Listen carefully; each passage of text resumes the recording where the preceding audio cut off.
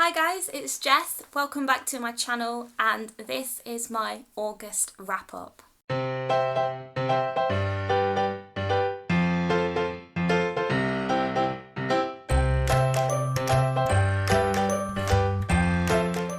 So I will admit August wasn't great in terms of reading for me. I really struggled. And I posted a video a while ago about having a book hangover, as I call it. In July, I read a lot. It was the best month for me for reading, and I think I went a little bit too hard, too soon, and I was very burned out. So it was very difficult for me to retain focus on anything I was reading in August. But I did manage to read 2 books, and I managed to finish one of them, and that book is War Girls by Tochi Onyebuchi. So this is a young adult dystopian sci-fi, and I don't think I've read any sci-fi by a black author before, so this was a very eye-opening read. And it's set in the year 2172. The planet has been ravaged by climate change, it's dying, and anyone who can afford it, anyone who lives in the Western world, they've all moved up to space and are living in different space colonies to try and keep the human race going. And the unlucky people that can't afford to do that are stuck on Earth having to survive these horrific conditions that the planet is now suffering from. And it's centered around the Nigerian Civil War. So this is a part of history that I was never aware of. The Nigerian Civil War happened in the 1960s, I believe, and there was a lot of political and economic and religious tensions involved between Biafra and Nigeria during that time, and Tochi Onyebuchi draws upon a lot of that in this novel, and I will link some stuff down below for you guys if you want to go and check out more about that part of history, because I don't think many people in the Western world would be aware of that. And I found some books based on the Nigerian Civil War that I would really like to read about in the future, because it's a very brutal part of Africa's history that I'm really interested to know more about. So this book was very educational in that respect, and there is a really interesting interview actually with Tochi Onyebuchi that I will also link down below for you, where he talks about the inspiration for the book and why he chose to base his book around the Nigerian Civil War. And he also talks a little bit about drawing upon his mother's personal experiences of the Civil War, because she grew up during that time. So be sure to check that out as well if you want to. But yeah, we follow these 2 characters in the story called Onye and Ife, and they are sisters, and throughout the novel they get split up, and one ends up on the Nigerian side of the war and the other ends up on the Biafran side of the war. And throughout a period of a few years, we kind of follow them as they try and find each other again, and how being on differing sides kind of affects their relationship with each other. And yeah, I really enjoyed this book. The first half of this book is probably the strongest. It really pulled me in. There was a lot of great action scenes. There was a lot of setting up for some very tense action, but I feel like towards the end we didn't get that tense action that I was hoping for. I was left feeling very underwhelmed. I really liked the characters of Onye and Ife as well, and I loved reading about Onye. I found her storyline to be really interesting, and it was very refreshing actually to see a male author write female characters in such a empathetic way. I want to say they felt very real to me, and they were very emotionally intelligent.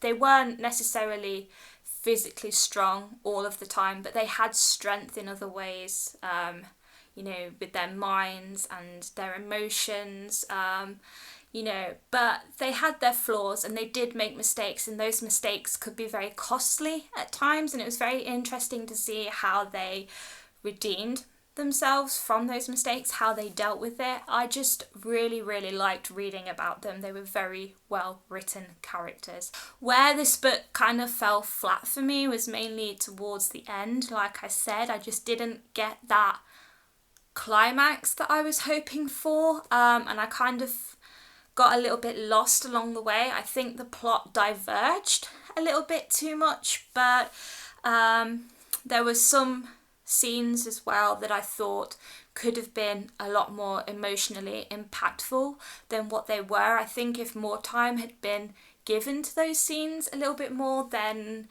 it would have been a bit more of an emotional read for me. I would have felt a bit more invested in the story and the characters. But overall, this was a really good book. I really enjoyed it. I gave it 3 stars. There is a sequel called Rebel Sisters, and I'm very keen to check that out to see where the story goes next. And I would like to know a little bit more about this dying planet Earth and more about the sci-fi aspects that are in it, because I don't think we got enough context on that in the first book. But either way, I really liked it, and I definitely think you should go and check this out. There is another book by Tochi Onyebuchi that I would like to read that I have had on my TBR for a while, which is called Riot Baby. And I remember when this book came out, a lot of people have really enjoyed it. Someone I know has recommended it to me, so he's definitely an author I will be checking out a lot more, and I definitely think you should check his stuff out as well. The last book that I picked up in August, and yeah, this is not going to be a very long video at all, but anyway, the last book that I picked up was Crave by Tracy Wolff. So this came out earlier this year, and it's a book that I have been wanting to read since I first laid eyes on that cover, because that cover is gorgeous, and it's a young adult vampire paranormal romance, pretty much. And I love anything to do with vampires. You guys know how much I love Dracula. You guys know how much I just love reading vampire fantasies, and the 2 young adult vampire novels that I have read so far this year haven't lived up to my expectations. So I was really hoping that this one would be a 5-star read. I was really, really anticipating it to be amazing, but I hated it. I didn't even finish this. I had to DNF it at page 215 or something, because it was just going nowhere for me. So we follow this girl called Grace who is moving to her uncle's academy in Alaska. He has a school up there called Katmere Academy, and she's moving there because her parents tragically died. So already we have a cliche in that the main character's parents are dead, which, I don't have a problem with, but there wasn't a lot of context given in what I read. At least I don't think there was. I probably skimmed over a lot of it because it was just so dull. But yeah, she moves up there and the school is not what it seems. And on her first night there, she ends up being accosted by these guys who start bullying her, threatening her they're gonna push her out in the cold and that. And then this guy called Jackson Vega swoops in and saves the day, and he's this dark and handsome and mysterious guy. And, they instantly hate each other, Grace and Jackson. They instantly just don't get on.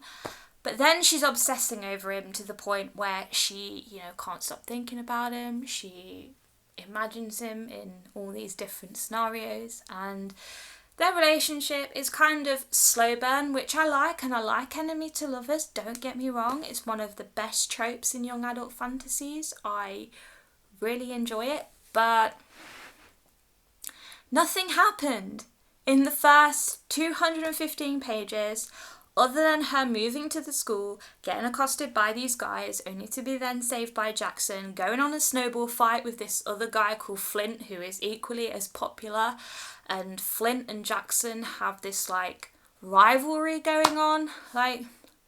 Nothing happened.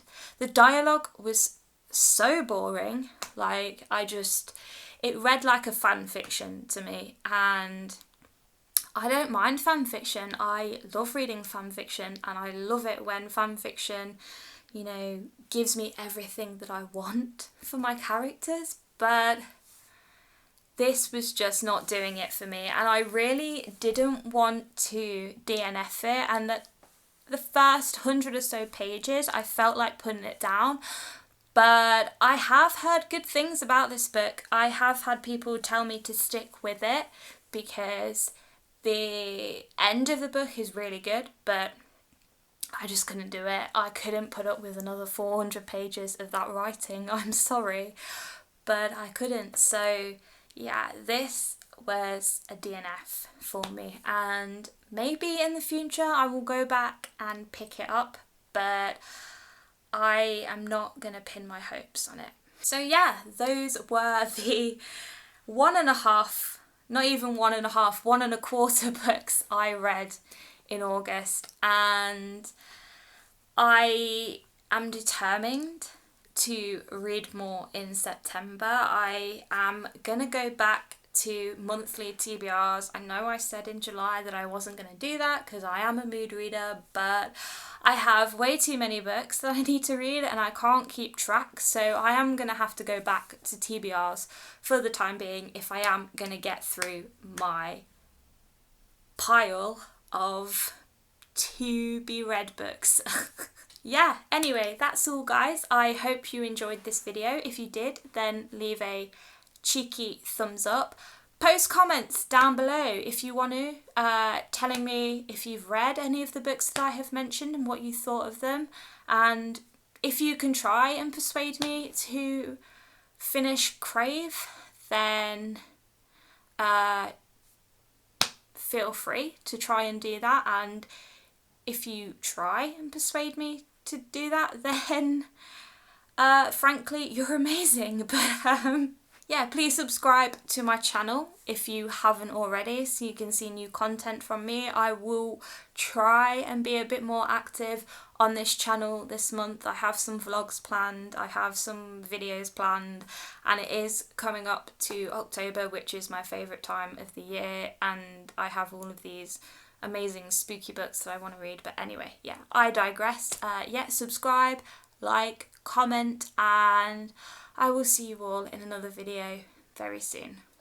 Bye guys.